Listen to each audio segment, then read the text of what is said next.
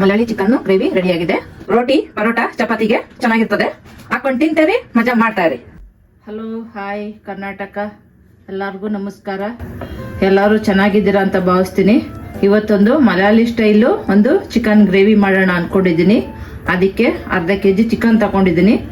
ಬನ್ನಿ ಹೆಂಗ್ ಮಾಡೋದು ತೋರಿಸ್ತಾ ಬರ್ತೀನಿ. ಅದಕ್ಕೆ ಏನು ಮಸಾಲೆ ಬೇಕು ಎಲ್ಲ ರೆಡಿ ಮಾಡ್ಕೊತೀನಿ. ನೋಡಿ, ಇಲ್ಲಿ 10 ಗೋಡಂಬಿ ಹಾಕೊತ ಇದ್ದೀನಿ, ಒಂದು ಸಣ್ಣದಾಗಿ ಹಚ್ಚಿರೋದು, ಒಂದು ಈರುಳ್ಳಿ, 3 ಹಸಿಮೆಣಸಿಕಾಯಿ, ಸ್ವಲ್ಪ ಗಸಗಸೆ, 2 ಲವಂಗ, ಸ್ವಲ್ಪ ಚಕ್ಕೆ, ಸ್ವಲ್ಪ ಪುದೀನ ಹಾಕೊತ ಇದ್ದೀನಿ, ಸ್ವಲ್ಪ ಕೊತ್ತಂಬರಿ, ಸ್ವಲ್ಪ ನೀರು ಹಾಕೊತ ಇದ್ದೀನಿ. ಇವಾಗ ರುಬ್ಕೊಬರೋಣ. ಈಗ ಇದನ್ನ ರುಬ್ಬಿಟ್ಕೊಂಡಿರೋದಾಗಿದೆ ನೋಡಿ, ಇಷ್ಟು ಪೇಸ್ಟ್ ಆದರೆ ಸಾಕು. ಇವಾಗ ಖಾರ ರುಬ್ಕೊಂಡಾಗಿದೆ. ಇವಾಗ ಚಿಕನ್ ರೆಡಿ ಮಾಡ್ಕೊಳ್ಳೋಣ. ಇಲ್ಲಿ ನಾನು ಅರ್ಧ kg ಚಿಕನ್ ಹಾಕೊತ ಇದ್ದೀನಿ. ಅದು ನಾವು ರುಬ್ಬಿಟ್ಕೊಂಡಿರೋ ಮಸಾಲೆ ಹಾಕೊತ ಇದ್ದೀನಿ. ಸ್ವಲ್ಪ ಗರಂ ಮಸಾಲ, ಸ್ವಲ್ಪ ಶುಂಠಿ ಬೆಳ್ಳುಳ್ಳಿ ಪೇಸ್ಟು, ಸ್ವಲ್ಪ ಚಿಲ್ಲಿ ಪೌಡ್ರು. ಇದಕ್ಕೆ ಖಾರ ಜಾಸ್ತಿ ಇರಲ್ಲ, ಹಂಗಾಗಿ ಮೀಡಿಯಂ ಖಾರ ಇರುತ್ತೆ. ನಿಮಗೆ ಖಾರ ಬೇಕು ಅಂದ್ರೆ ಹಾಕೋಬೋದು, ಬೇಡ ಅಂದರೆ ಖಾರ ಬೇಡ. 1 ಸ್ಪೂನು ಧನ್ಯ ಪೌಡ್ರು, ರುಚಿಗೆ ತಕ್ಕಷ್ಟು ಉಪ್ಪು, 2 ಮೆಣಸಿಕಾಯಿ ಹಾಕೊತ ಇದ್ದೀನಿ. ಆವಾಗಲೂ 3 ಮೆಣಸಿಕಾಯಿ ರುಬ್ಬಕ್ಕೆ ಹಾಕಿದ್ದೀನಿ. ಸ್ವಲ್ಪ ಖಾರ ಬೇಕು ಅಂತ 2 ಹಸಿಮೆಣಸಿಕಾಯಿ ಹಾಕೊತ ಇದ್ದೀನಿ. ಇದೆಲ್ಲ ಇವಾಗ ನೀಟಾಗಿ ಮಿಕ್ಸ್ ಮಾಡ್ಕೊಳ್ಳೋಣ.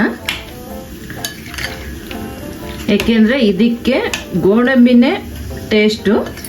ಮಲಯಾಳಿ ಚಿಕನ್ನು ಅಂತಂತಂದರೆ ಜಾಸ್ತಿ ಖಾರ ಬರಲ್ಲ, ಸುಮ್ಮನೆ ಲೈಟಾಗೆ ಇರ್ತದೆ.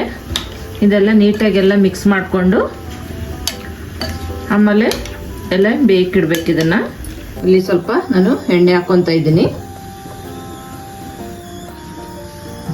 ಸ್ವಲ್ಪ ತುಪ್ಪ ಹಾಕೊತೀನಿ. ಯಾಕೆಂದರೆ ಇದು ಮಲಯಾಳಿ ಚಿಕನ್ಗೆ ಸ್ವಲ್ಪ ತುಪ್ಪ ಹಾಕೋಬೇಕು, ಹಾಗಾಗಿ ಸ್ವಲ್ಪ ತುಪ್ಪ ಹಾಕೊಳ್ಳಿ.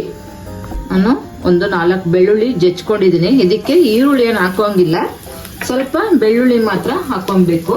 ಇವಾಗ ನಾನು 10 ನಿಮಿಷ ನೆನೆಸಿ ಫ್ರಿಜ್ಜಲ್ಲಿ ಇಟ್ಟಿದೆ ಚಿಕನ್ ಹಾಕೊತ ಇದ್ದೀನಿ.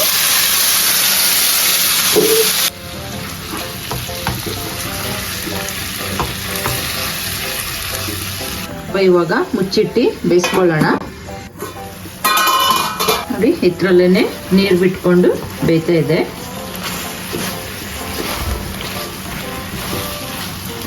ಚಿಕನ್ಗಳು ಸ್ವಲ್ಪ ಗ್ರೇವಿ ಅಂತವ್ ಮಾಡುವಂಥವು ಮಾತ್ರ ನೀರು ಹಾಕೊಂಡ್ರೆ ಸಾಕು. ಹಂಗೆ ನೆಂಚ್ಕೊಳ್ಳೋಕ್ಕೆ ಬೇಕು ಸಾಕು, ಬೇರೆ ಸಾಂಬಾರು ಇದೆ ನೆಂಚ್ಕೊಳ್ಳೋಕೆ ಏನು ಇಲ್ವಲ್ಲಪ್ಪ ಅಂತಂದಾಗ ಈ ಥರ ಲೈಟಾಗಿ ಮಾಡ್ಕೊಳ್ಬೋದು.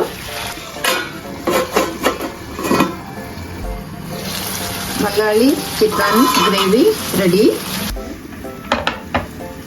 ಬನ್ನಿ ಮಾಡ್ಕೊಳ್ಳೋಣ, ತಿನ್ಕೊಳ್ಳೋಣ. ನೀವು ಮಾಡ್ಕೊಳ್ಳಿ, ತಿನ್ಕೊಳ್ಳಿ. Chicken gravy ready. Malayali chicken gravy ರೆಡಿಯಾಗಿದೆ. ರೋಟಿ ಪರೋಟ ಚಪಾತಿಗೆ ಚೆನ್ನಾಗಿರ್ತದೆ. ಹಾಕೊಂಡು ತಿಂತೇರಿ, ಮಜಾ ಮಾಡ್ತಾ ಇರಿ. ಗ್ರೇವಿ ನಿಮಗೆ ಇಷ್ಟ ಆಗಿದ್ರೆ ಲೈಕ್ ಮಾಡಿ, ಕಮೆಂಟ್ ಮಾಡಿ, ಶೇರ್ ಮಾಡಿ, ಸಬ್ಸ್ಕ್ರೈಬ್ ಮಾಡಿ.